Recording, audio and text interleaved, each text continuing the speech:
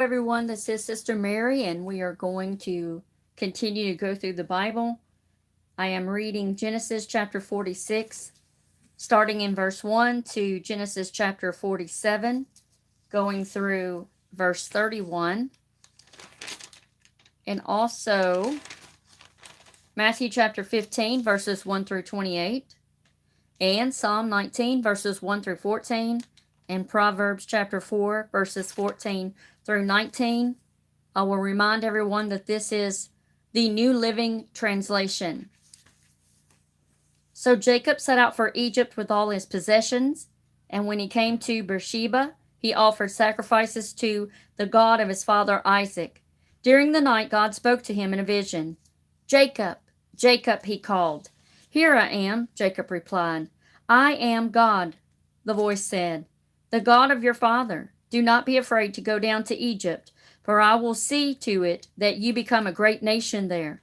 I will go with you down to Egypt, and I will bring your descendants back again. But you will die in Egypt with Joseph at your side." So Jacob left Beersheba, and his sons brought him to Egypt. They carried their little ones and wives in the wagons Pharaoh had provided for them. They brought their livestock, too, and all the belongings they had acquired in the land of Canaan. Jacob and his entire family arrived in Egypt, sons and daughters, grandsons and granddaughters, all his descendants. These are the names of the Israelites, the descendants of Jacob, who went with him to Egypt. Reuben was Jacob's oldest son. The sons of Reuben were Hanok, Palu, Hezron, and Carmi. The sons of Simon were Jemuel, Jamin, Ohad, Jachin, Johar, and Shaul. Shaul's mother was a Canaanite woman. The sons of Levi were Gershon, Kohath, and Merari. The sons of Judah were Onan, Shelah, Perez, and Zerah. But and Onan had died in the land of Canaan. The sons of Perez were Hezron and Hamul. The sons of Issachar were Tola, Puah, Jashub, and Shimron. The sons of Zebulun were Sered, Elon, and Jalil.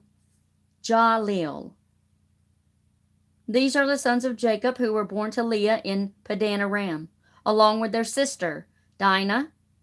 In all, Jacob's descendants through Leah numbered 33. The sons of Gad were Zephon, Haggai, Shuni, Esbon, Eri, Arodi, and Areli. The sons of Asher were Imnah, Ishva, Ishvi, and Bereah. Their sister was named Sarah. Beriah's sons were Heber and Malchil.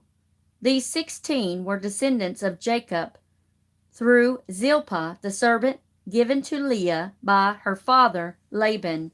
The sons of Jacob's wife, Rachel, were Joseph and Benjamin. Joseph's sons, born in the land of Egypt, were Manasseh and Ephraim. Their mother was Asenath, daughter of Potiphar, priest of Heliopolis. Benjamin's sons were Bela, Becher, Ashbel, Jerah, Naaman, Ei, Rosh, Mupim, Huppim, and Ard.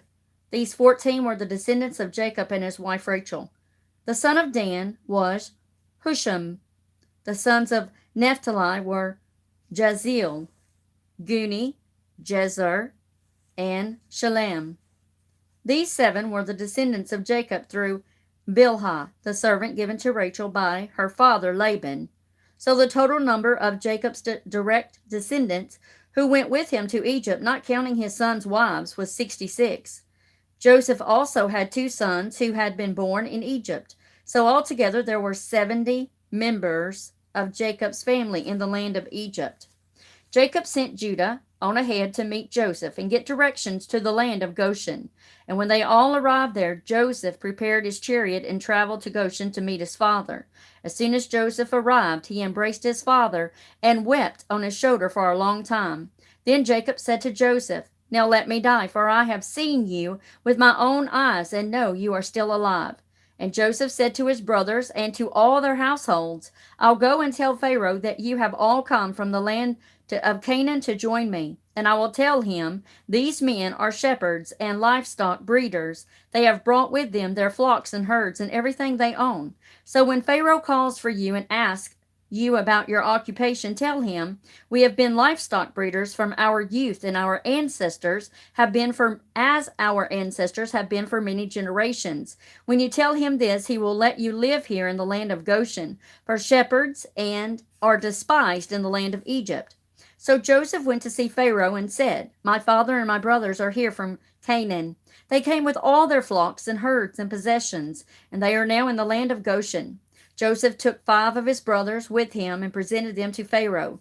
Pharaoh asked them, "What is your occupation?" And they replied, "We are shepherds like our ancestors. We have come to live here in Egypt, for there is no pasture for our flocks in Canaan. The famine is very severe there. We request permission to live in the land of Goshen." And Pharaoh said to Joseph, "Now that your family has joined you here, choose any place you like for them to live. Give them the best land of Egypt. The land of Goshen will be fine. And if any of them have special skills, put them in charge of my livestock too."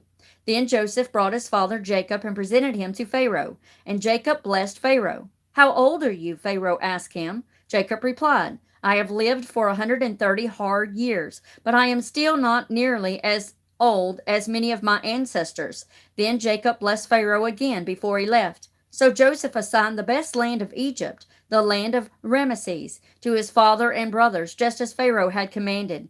And Joseph furnished food to his father and brothers in amounts appropriate to the number of their descendants. Meanwhile, the famine became worse and worse, and the crops continued to fail throughout Egypt and Canaan. Joseph collected all the money in Egypt and Canaan in exchange for grain, and he brought the money to Pharaoh's treasure house. When the people of Egypt and Canaan ran out of money, they came to Joseph, crying again for food. "Our money is gone," they said, "but give us bread. Why should we die?" "Well then," Joseph replied, "since your money is gone, give me your livestock. I will give you food in exchange." So they gave their livestock to Joseph in exchange for food. Soon all the horses, flocks, herds, and donkeys of Egypt were in Pharaoh's possession. But at least they were able to purchase food for that year. The next year they came again and said, "Our money is gone, and our livestock are yours. We have nothing left but our bodies and land. Why should we die before your very eyes? Buy us and our land in exchange for food. We will then become servants to Pharaoh. Just give us grain so that our lives may be saved, and so the land will not become empty and desolate." So Joseph bought all the land of Egypt for Pharaoh. All the Egyptians sold him their fields because the famine was so severe, and their land then belonged to Pharaoh. Thus all the people of Egypt became servants to Pharaoh. The only land he didn't buy was that belonging to the priest, for they were assigned food from Pharaoh and did not need to sell their land. Then Joseph said to the people, "See, I have bought you and your land for Pharaoh. I will provide you with seed so you can plant the fields.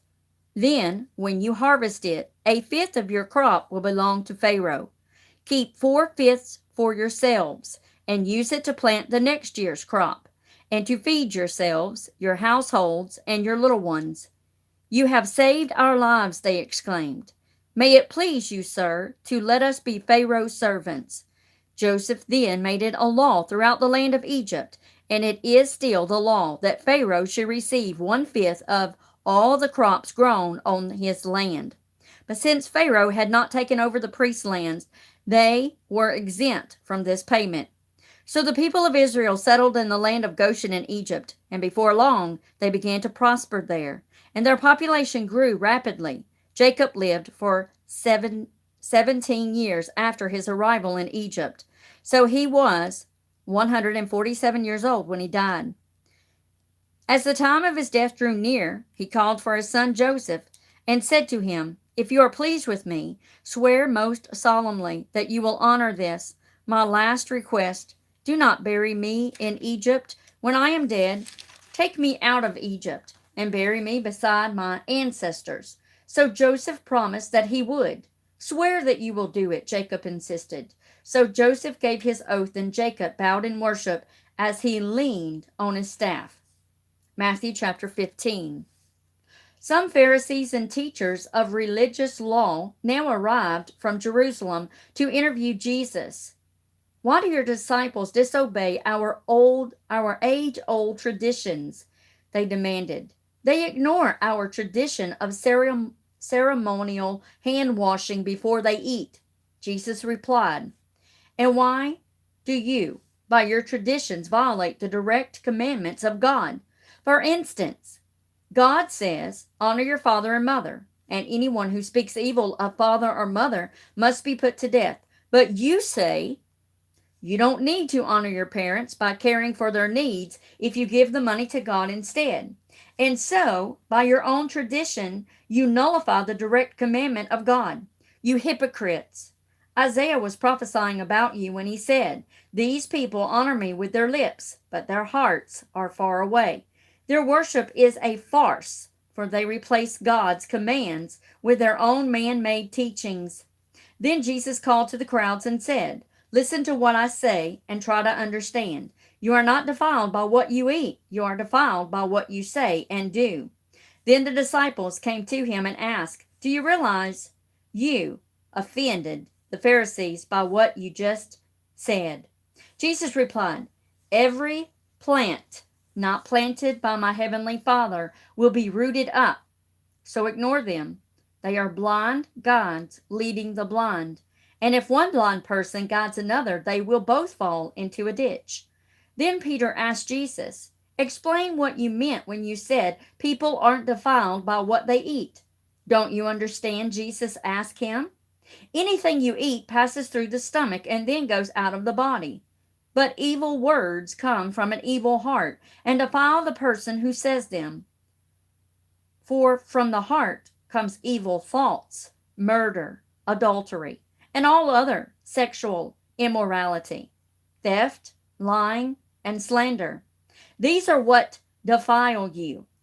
Eating with unwashed hands could never defile you and make you unacceptable to God. Jesus then left Galilee and went north to the region of Tyre and Sidon. A Gentile woman who lived there came to him pleading, Have mercy on me, O Lord, Son of David, for my daughter has a demon in her, and it is severely tormenting her. But Jesus gave her no reply, not even a word. Then his disciples urged him to send her away. Tell her to leave, they said. She is bothering us with all her begging. Then he said to the woman, I was sent only to help the people of Israel, God's lost sheep, not the Gentiles.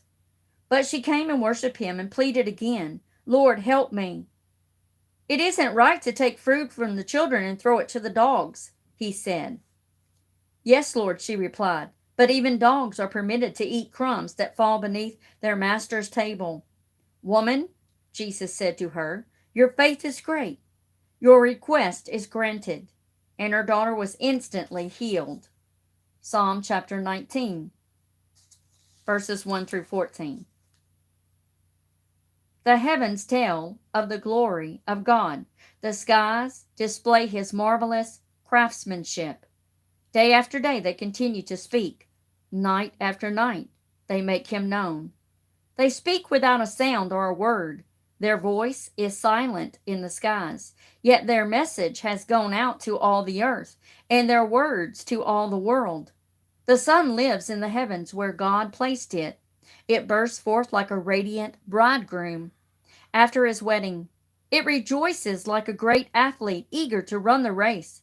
The sun rises at one end of the heavens and follows its course to the other end. Nothing can hide from its heat. The law of the Lord is perfect, reviving the soul. The decrees of the Lord are trustworthy, making wise the simple. The commandments of the Lord are right, bringing joy to the heart. The commandments of the Lord are clear, giving insight to life. Reverence for the Lord is pure, lasting forever. The laws of the Lord are true, each one is fair. They are more desirable than gold, even the finest gold. They are sweeter than honey, even honey dripping from the comb. They are a warning to those who hear them. There is a great reward for those who obey them. How can I know all the sins lurking in my heart? Cleanse me from these hidden vaults. Keep me from deliberate sins. Don't let them control me. Then I will be free of guilt and innocent of great sin. May the words of my mouth and the thoughts of my heart be pleasing to you, O Lord, my rock and my redeemer. Proverbs chapter 4, verses 14 through 19. Do not do as the wicked do or follow the path of evildoers. Avoid their haunts. Turn away and go somewhere else, for evil people cannot sleep until they have done their evil deed for the day. They cannot rest unless they have caused someone to stumble. They eat wickedness and drink violence. The way of the righteous is like the first gleam of dawn, which shines ever brighter until the full light of day. But the way of the wicked is like complete darkness. Those who follow it have no idea what they are stumbling over.